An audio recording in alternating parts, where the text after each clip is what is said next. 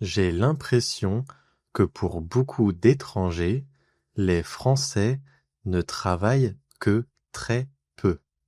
Je me suis dit qu'il serait alors intéressant d'en parler dans un épisode de ce podcast.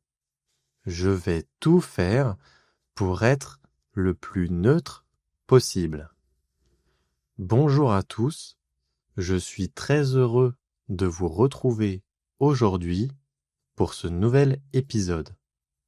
Installez-vous confortablement.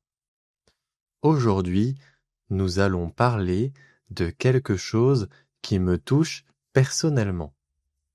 La réalité du travail en France. Je veux vous raconter comment cela se passe vraiment.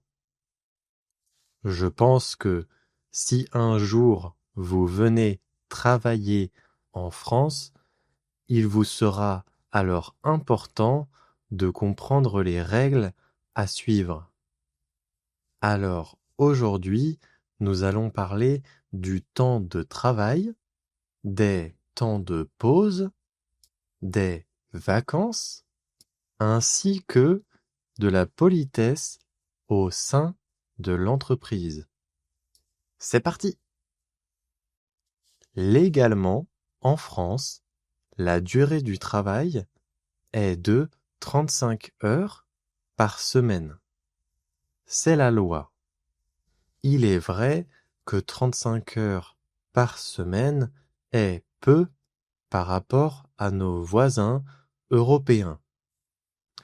Évidemment, cette histoire de 35 heures par semaine dépend énormément de votre métier.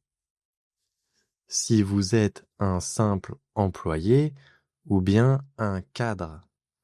Quand je dis cadre, je parle des managers, des personnes qui ont des responsabilités. Si vous êtes cadre, les 35 heures, c'est de la science-fiction. Vous ne comptez pas vos heures. Vous devez travailler jusqu'à ce que la mission soit finie. En France, en échange du travail, on a ce qu'on appelle des RTT, en plus de l'argent. Évidemment. RTT, c'est un mot magique en France. Ça veut dire réduction du temps de travail.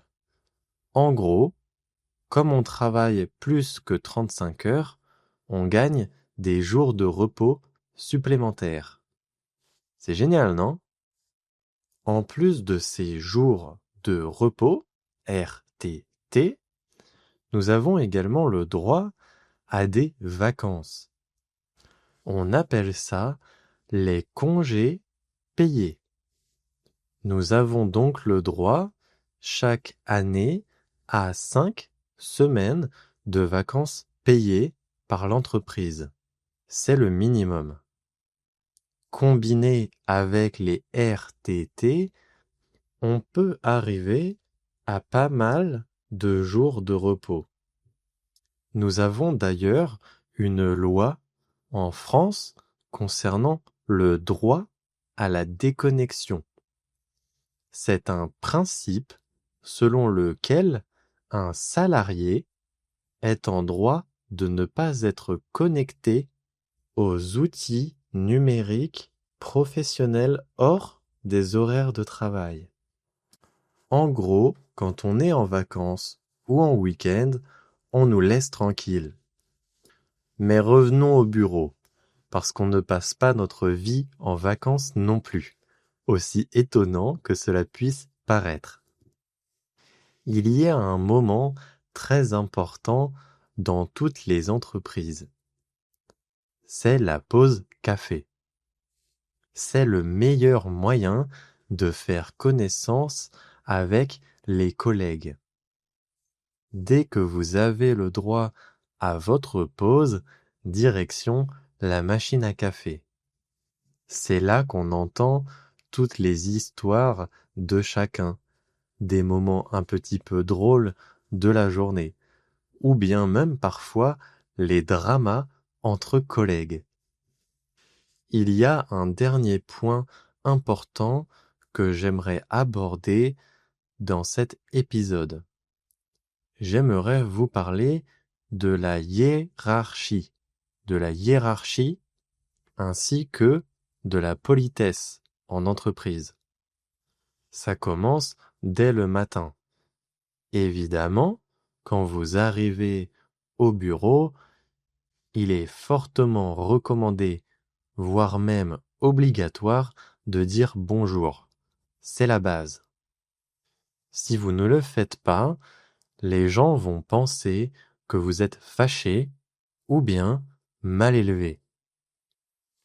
Ensuite, il y a le grand dilemme. Utiliser tu ou bien vous. Imagine la scène. Je suis nouveau dans une entreprise. Mon manager a 45 ans. J'en ai 23. Il est sympathique, mais c'est mon supérieur. Est-ce que je le vous vois? Bonjour monsieur, vous allez bien? Ou est-ce que je le tutoie? Salut, tu vas bien? C'est un moment de stress intense.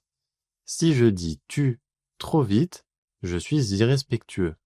Si je dis vous trop longtemps, je suis plutôt froid et distant. Pour moi, la solution la plus facile, c'est de toujours commencer par vous. Toujours. Et on attend. On attend ce moment où le chef vous dit « T'as le droit de me tutoyer, tu sais ». C'est toujours un moment de fierté.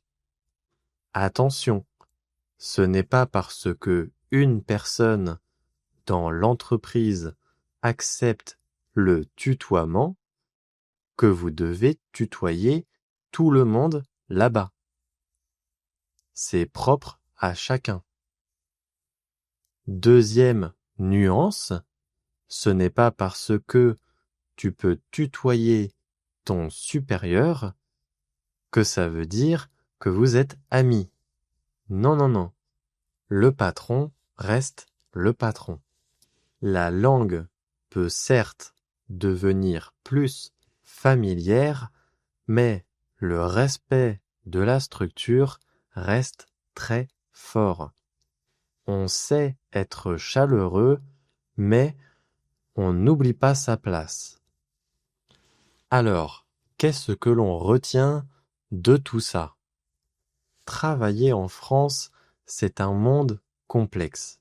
C'est un équilibre permanent entre une grande rigueur et un besoin de convivialité, avec notamment la pause café. Si vous avez besoin, n'hésitez pas à écouter cet épisode une nouvelle fois. Je serai également très content de savoir comment cela se passe dans votre pays. Donc, si vous le souhaitez, laissez-moi un commentaire. Voilà, c'est tout pour aujourd'hui. J'espère que cette petite immersion dans le monde du travail français vous a plu. Moi, je vous laisse, c'est l'heure de ma pause café et je vous dis à demain. À plus!